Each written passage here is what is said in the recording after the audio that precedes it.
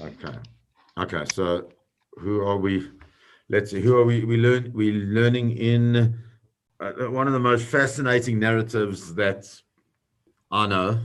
I mean, they're all fascinating, but this one, there's just this whole story of the of Bilam talking to this animal of his and how that plays out, where it plays out. I'd like to just have a look at that and see if we can find something in there that that will help us to understand a little bit.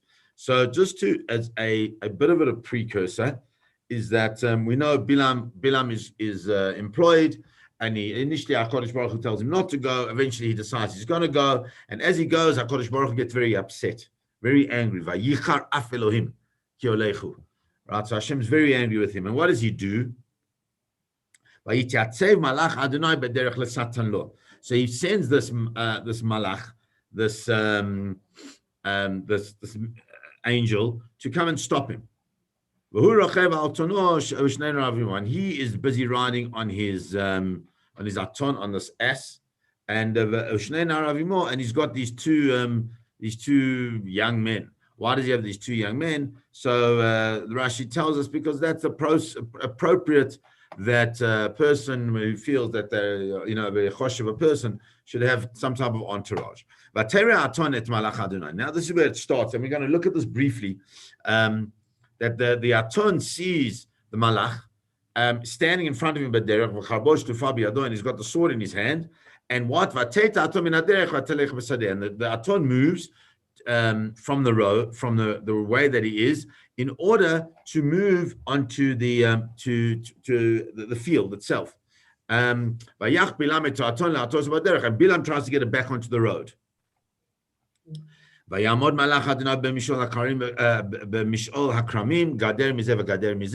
the angel stands in this lane, which is in the vineyards in the field, which is gader mizeh v'gader mizeh. It's got a fence on either side. And the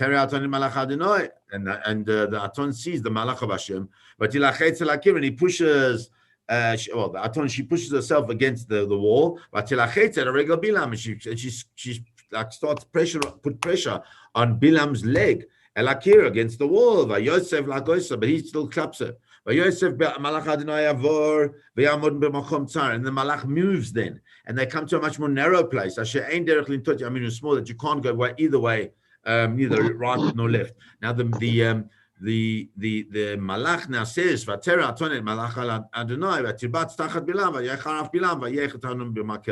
and the aton sees that it can't move. So it's like just squats down, and Bilam is furious, obviously, and he starts clapping it and clapping it and clapping it. But let's try and understand before we get there. Let's try and just understand what is happening here.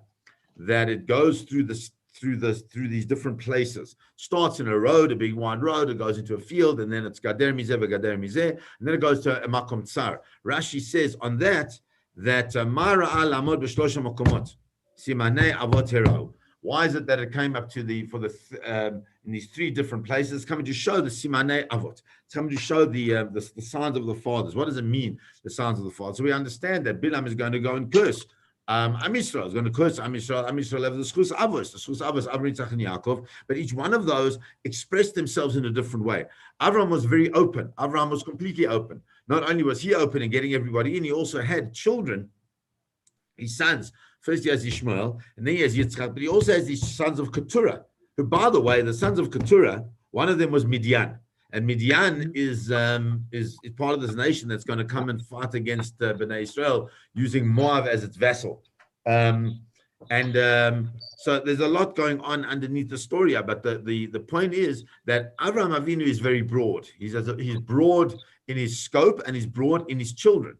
The next thing is much more narrow, and that is Yitzchak. Yitzchak has only Esav and Yaakov, says the Maharal, which is Yisrael and Edom, the tribe of Yisrael and the tribe of Edom. And so, therefore, what the Malach is showing when it comes to a much more narrow space, that's Esav and Yaakov, and then it gets to the most narrow space. And the most narrow space where it can't move at all. Why it can't move at all? Because that represents of Yaakov. Because Yaakov had 12 children. Every single one of them are part of the Shiftei, part of the tribes of Bnei Israel. And since they're part of the tribes of Bnei Israel, so therefore it's therefore clear that there's no movement that can come out of Israel. And so what HaKadosh Baruch Hu through the Malach is showing Bilam is that, yes, maybe he thinks he's coming to curse this wide body of the children of Avram, but it goes down, eventually it comes to this very narrow space where everybody's holy, Kulam Kadoshim, and if everybody's holy, there's no way that he's going to be able to curse them in the way that he wants to curse them. And the Aton sees this. But remember, Bilam doesn't see this. Bilam is kind of completely unaware of what is happening in the background here. And this is like the craziest thing. HaKadosh Baruch Hu opens the mouth of the Aton. What have you done? He says to Bilam, right? What are you doing? What have I done to you? Sorry, Kitani, you clapping me these 3 times. Every time it's been through these different environments, you've hit me. Why have you hit me? Rashi there points out, and it's amazing because you'd think that Rashi would say the Midrashim on Yiftach Hashem et Pi Aton, but it's Pshat. The Pshat is very simple that the animals started speaking. Where we know that from? Because it's Pirkei Avot. We know Pirkei Avot tells us that there were certain things that were created. Erev Shabbos, one of them was the Pi Aton, the mouth of this ass. And if that's the case, so then it's not a chiddush that this ass is going to be talking. It's just like it's going to talk. So that it's going to talk, and it says, "What have you done?" These shalosh regalim. Says Rashi, the shalosh regalim is atam avakesh. The Aton is telling Bilam this. Atam avakesh la'akor umah hachogeget shalosh regalim b'shana. You are trying to destroy and uproot a nation that is chogeget, that celebrates 3 times in the year. Shalosh regalim. That's what they are. So what does this mean? The Maharal says what it means is the following: is Bnei Yisrael are beyond time and place. Bnei Yisrael exist in the past, that's at Bereshis, in the present, meaning in the middle of all of historical destiny of the world, and in the future. And we don't have to worry about what Bilam is trying to do is to destroy the future. And where does that reflect itself in the Shalosh Regalim, says the Maharal? That reflects itself in the Shalosh Regalim because in the Shalosh Regalim it starts with Pesach, and Pesach is this lovely time of summer. It's the beginning of everything. It's flowering. It goes into the middle of 7 weeks later, the middle of summer, which is Shavuot, and then it ends with with Sukkot, which is towards the beginning of winter. And you might think that at that Sukkot, which is the beginning of winter, it's a little bit grim. Everybody's sad. It's not so hot anymore. You've got to start warming up and getting your heaters and everything ready. But comes along the Maharal and explains that Bnei Yisrael are different because we've got one specific mitzvah of the Chag of Sukkot, which is like no other, and that is Samachta b'Chagecha. Specific mitzvah of Simcha on the Chag of Sukkot, and the Simcha on the Chag of Sukkot shows that even when it's winter, even when it seems like that we still want to be b'Simcha, we still want to have this incredible joy, because that's who we are. We exist in a time continuum. We don't end just because it's winter. We continue in our Simcha, and I continue in our service of HaKadosh Baruch Hu, and that is the thing that Bilam can't destroy. So now on that, Bilam says, "Vayomer Bilam la'aton." Bilam says to the donkey, to the ass, you know why? Because hitalalta bi. He says, "You've mocked me. You've mocked me. You made me into a clown," says the Netziv. And if I had a sword in my hand, ki ata hargaticha. If I had a sword in my hand, I would kill you. So it's like an amazing thing. Rashi points this out. He has this man who's going to now go and curse an entire nation, the nation of Hashem, the nation that's just come out of Mitzrayim, the nation that is really set to be the future of the world, the light of all the world and of everything. And this man can't even kill this little measly ass that he's with. Rashi says, so remember, he's walking not on his own. He's walking together with these officers of Midian, and they all see what's going on, and they see that the donkey is talking to him, and they see that he says to the donkey, "If I had a sword, I would kill you." Says, "What do you mean?" Says he's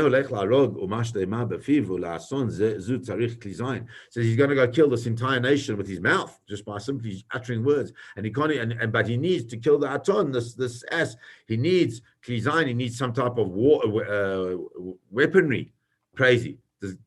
obviously he now becomes a laughing stock in their eyes, and he really can't handle this. So comes along the ass, and the ass says to him, you know what? He says, I am your I'm your ass that you've ridden on for all these days. Asher achavta alai me'odcha hayom hazeh. Haskein iskanti la'asot lecha tov hayom elo. He says, Haskein iskanti. Do I do this normally? Am I an ass that normally puts you into some position where it's difficult for you? So Bilam says, no. And what really is like so interesting, like, what is he doing? He's having this whole conversation with this with this donkey, and it seems to be that like it's just a normal kind of conversation, as if he normally has this with this donkey. No one's surprised. Why is he not surprised? Because he's a navi. He's a magician. He's a person that's able to engage in these kind of things, and that's what the Aderet Eliyahu says. The Vilna Gaon says. He says, it's you're all involved in always in this magical world. Now now I'm busy talking to you. You have no issue with me talking to you, even though it's not a natural way of understanding. But he says to him, we've always gone together. Says the Aton to Mila. We've always walked together in this in this world. He says nothing's ever happened like this. He says to you, fool Bilam, this is not my doing. Can you not see what's going on here? That it must be that this kind of thing, if we have a history and a precedent of always going together in things, all of a sudden I'm stopping. It must be that there's something different. What is it that's different? This is min hashamayim. V'ata encha mashgiach l'kol. You can't even see it. And on that says the Eliyahu Rabbah,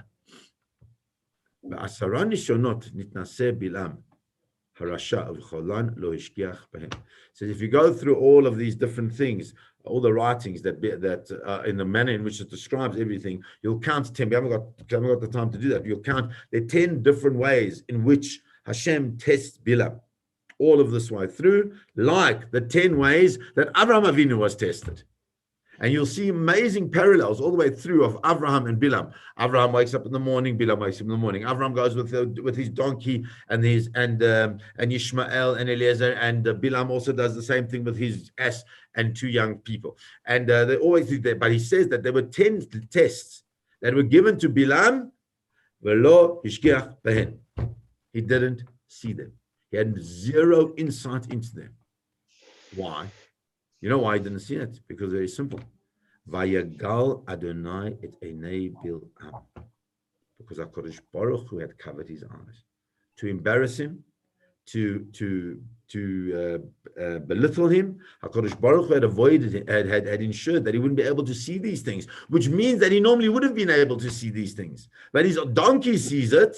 He doesn't see it because HaKadosh Baruch Hu covered his eyes in that way. And all of a sudden he opens up his eyes, and he sees the angel of Hashem.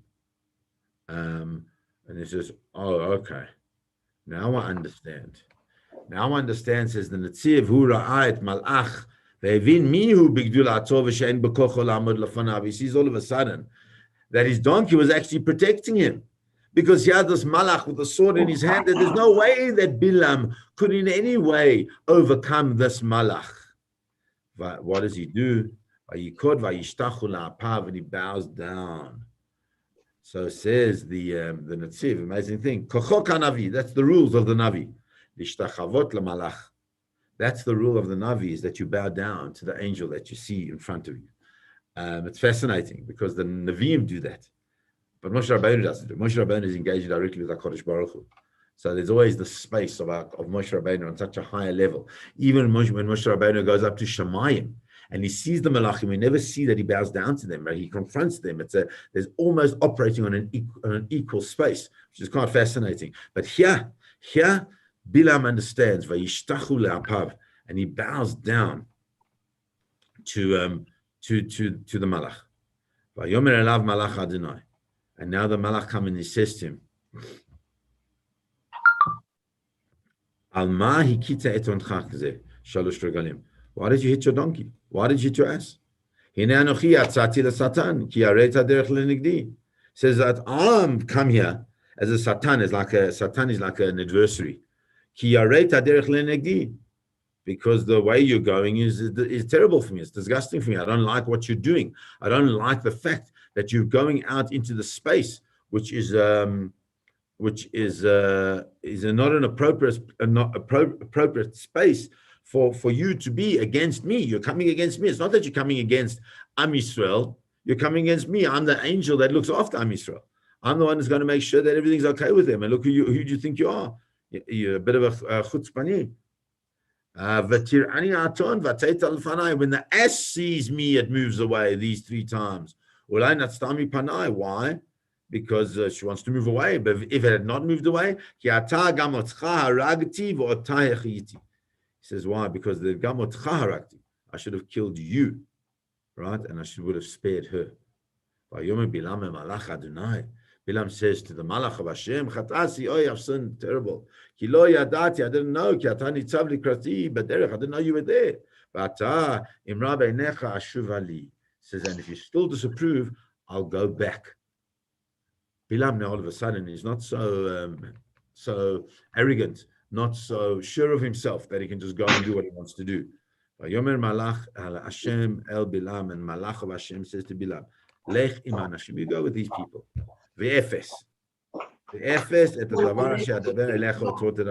However, you must know only the things I tell you to speak, you can speak. And he goes with Sarei Balak. Now it's fascinating. There's so much in here, but this word Ephes is such an important word. Where else do we see this word Ephes? Does anybody remember that? Where do we see the word Ephes?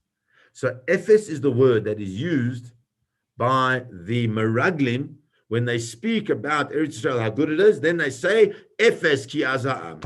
However, whenever you say however, what really means is everything I've said before means nothing, and really what's important is what's coming forward. So he said to him, you can go with the people, you can do. I'm happy for you to go, but you must know that in your approach to the people, that you're going with now has got to be on my terms and not on yours. But let's try and understand, what is he going on here? He says here, but how does it work that the angel says that if I would have killed you, I would have killed you rather than killing the donkey. You would have been the first one. So he says here, the Netziv says that the reason why the donkey veered, or the ass veered off the path, you know why? Because the ass had covered for human beings. And because the ass has covered for human beings, when the ass is walking on the road and it sees a person is going to move along the side, so too when it sees this angel, it does the same. He says, you know what? The reason why is because it was terrified of being killed. He says, maybe that was it. Because the truth is, and this is such a deep secret, remember he said that maybe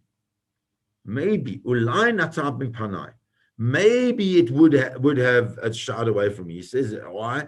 What do you mean maybe? Because the malach doesn't know.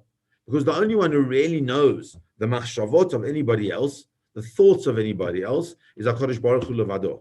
And that's why the malach says maybe. Maybe it would have been scared. And I think out of this Netziv is just such an important concept for all of us, right? Ein malachim yod'im machshavot zulat HaKadosh Baruch Hu levado. The malachim, the angels, the servants of Hashem, these incredibly high spiritual beings don't even know what the machshavot are, what the thoughts of anybody else. The only one who knows the thoughts of anyone else is HaKadosh Baruch Hu. And sometimes we have to think about that and say to ourselves, hold on a second. I don't know how other people are thinking. And because I don't know how other people are thinking, I can't judge them because maybe they're coming from a perspective that I haven't even thought about. Just an idea. The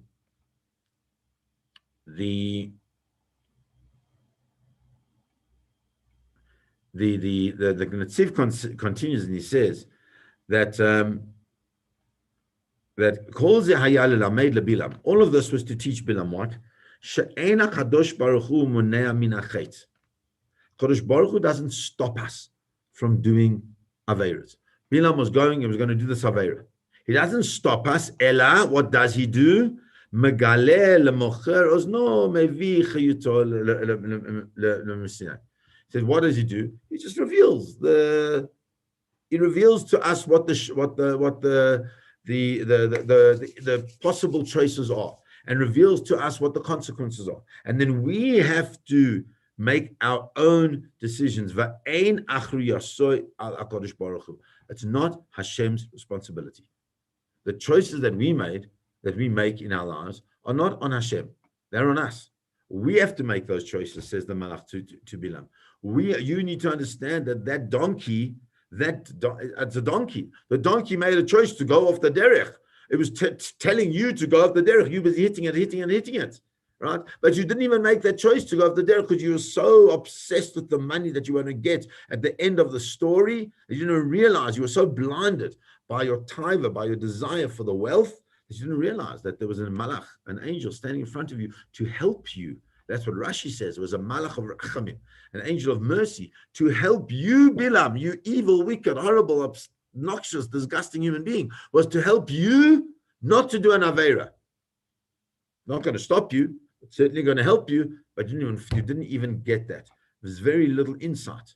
Because why? Completely blinded by the desire for the money that he was going to get out of this whole story.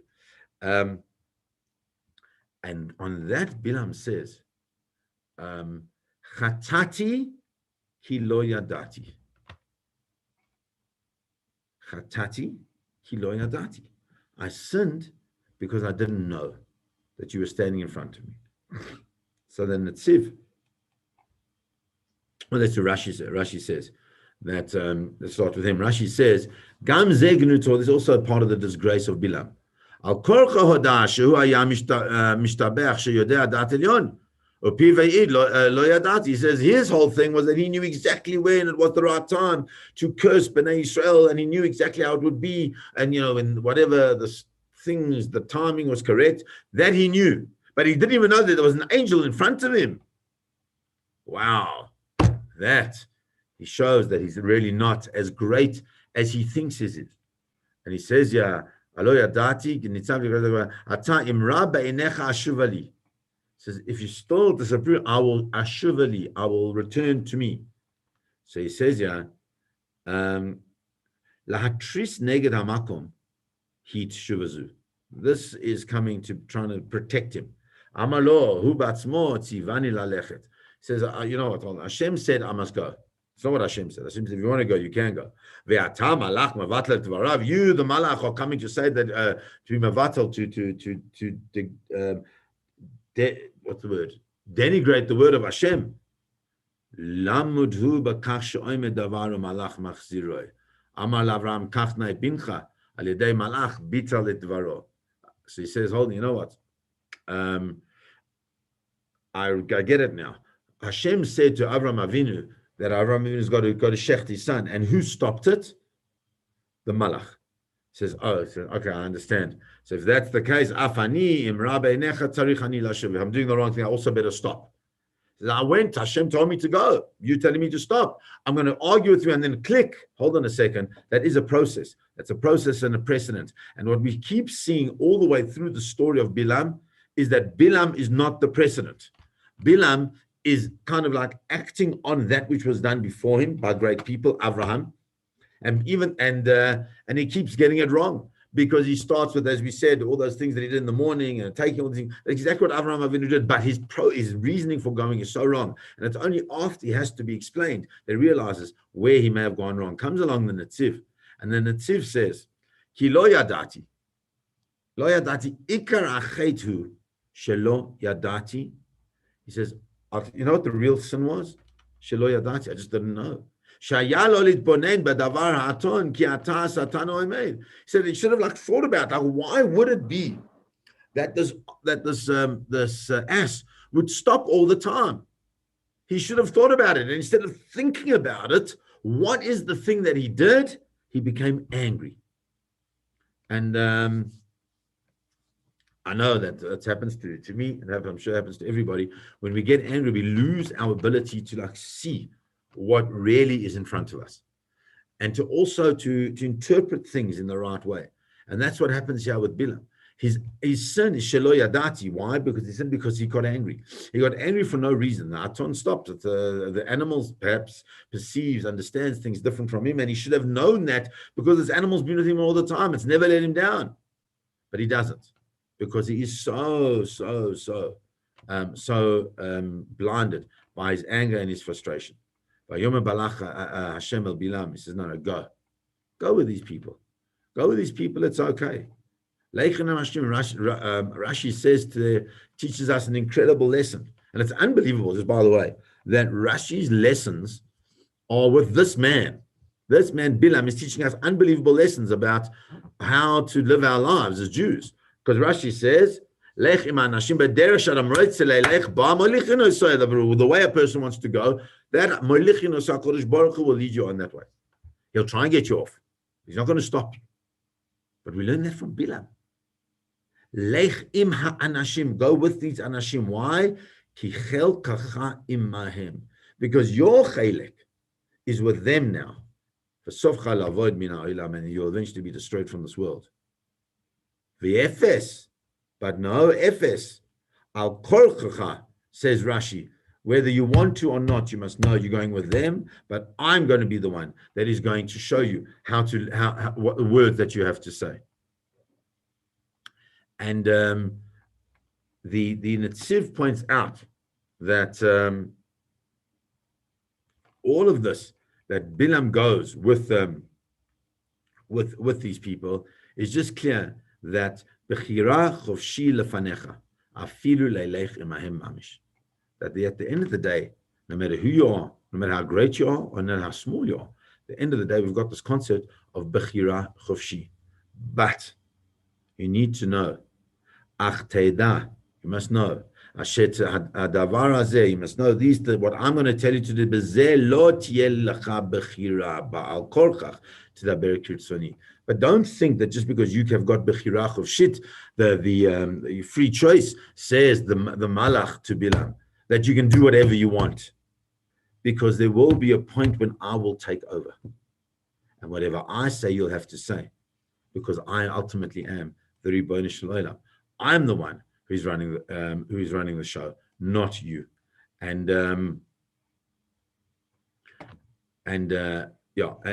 that's such a fundamental idea that we do. So the Maharal says, Lama hayat tzarich letzavot oto. Why do you have to command him to do what he needs to do? Shal korcho haya muchrach ledaber ma shetzivah oto HaKadosh Baruch Hu.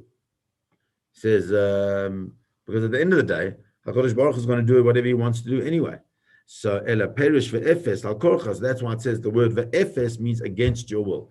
You must understand. You can go, and you must express what you want, but ultimately I will speak against your will. And I think what we're getting out of the story of the Saton, the story of Bilam, the story. Well, there is so much for our needs, from a theological understanding of the choices that we make.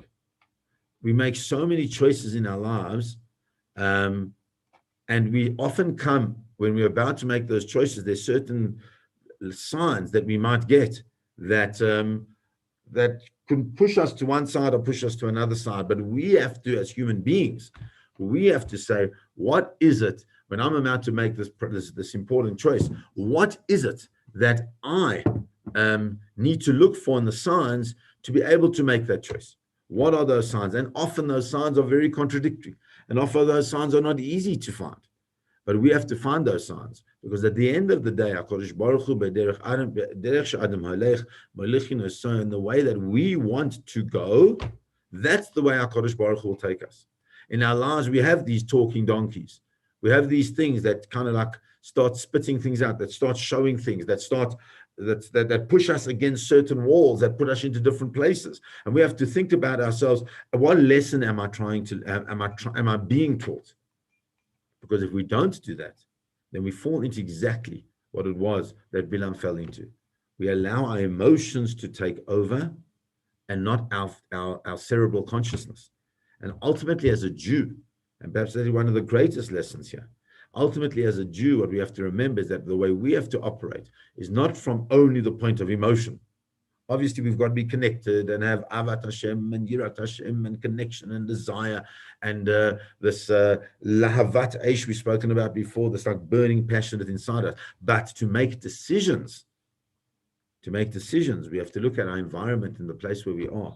We have to say, okay, how do I make those decisions out of the emotion, out of that space, but rather out of the space of Havana, of understanding. Then we can make a proper decision. But then we can make these decisions along the road that HaKadosh Baruch Hu is going to take us, and that is the path that is so important to us. I just want to just go one more thing with you. If I'm just trying to find it.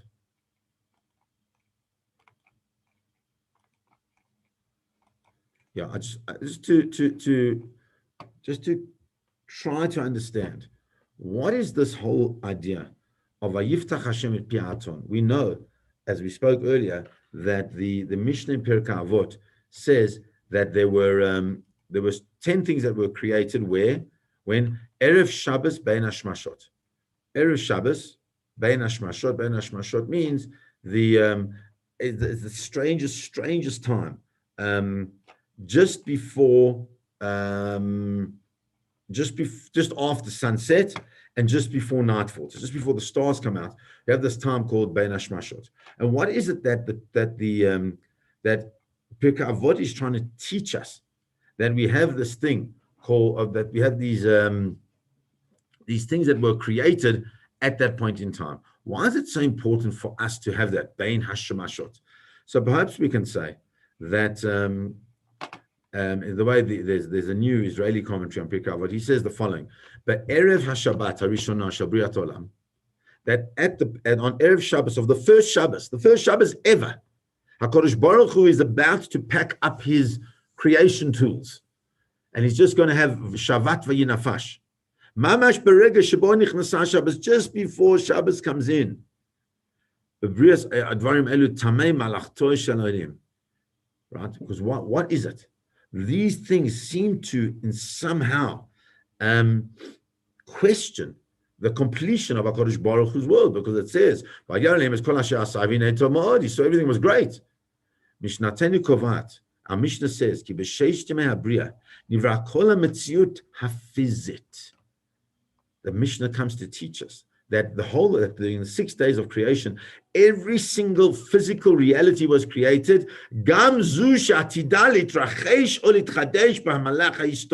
Even those things that are going to happen over the historical process. Even those things that look like miracles. Like the way it might look like the whole of nature is changing. Or things that were new, that have never happened before. Those things are also things that were created when? B'briat olam, in the beginning of creation. But koyach, im lo b'poel, in potential, if not in actuality or actualization. And so I think, therefore, what this whole story is coming to teach us is that there are things that are hidden that we don't know about. That at certain points in time when they need to emerge out of creation, they will emerge out of creation. But there's nothing new, Ein Chadash. It's all part of this creation of the Ribono Shel Olam. And if it's part of the creation of the Ribono Shel Olam, it's part of Bereshit. And if it's part of a Bereshit, we have to look at the Rashi all the way to the beginning of Bereshit. And says Rashi, why does HaKadosh Baruch Hu start with Bereshit? Why didn't he start with the first mitzvah? He says, Bishvil Yisrael Shenikra Reishis, for the Jewish people who are called Reishit. And might be that reason why HaKadosh Baruch Hu opens up the Pi Ha'aton to teach Bilam a lesson. The Pi Ha'aton which we created when? At Bereshit, all the way at the beginning of history, to teach him, understand, Bilam, you're going to try and attack a nation. That is what? That is the reason for the creation of the world. But what a thing, if we're the reason for the creation of the world, how much more so we have got so much to do to take these lessons, to put them into practice, and to please God, be an absolute dogma, an absolute example for the world around us. Have a beautiful Shabbos, everybody. Have a beautiful week, everybody. Marion has asked, what were the other 10 things that were created? I'm just going to get the Mishnah up so I can share them and not get anything wrong, if you don't mind. So the Pia Aretz, that was the mouth of the ground that opened up for Korach. Pia Be'er, the well of Miriam. Pia Aton, the donkey. The Keshet, the rainbow. The man. The Mateh of Moshe Rabbeinu, the special staff of Moshe Rabbeinu. The Shamir is a special worm which was used, according to Agadata, to cut the rocks of the Beit HaMikdash that Shlomo Melech built. Aksav, the lettering of the alphabet, the actual formation of the letters. V'hamichtav, the michtav is a different interpretations, but the way we want to explain it from the Gemara is that it says michtav elokimu, that the michtav is the manner in which it was written on the luchot.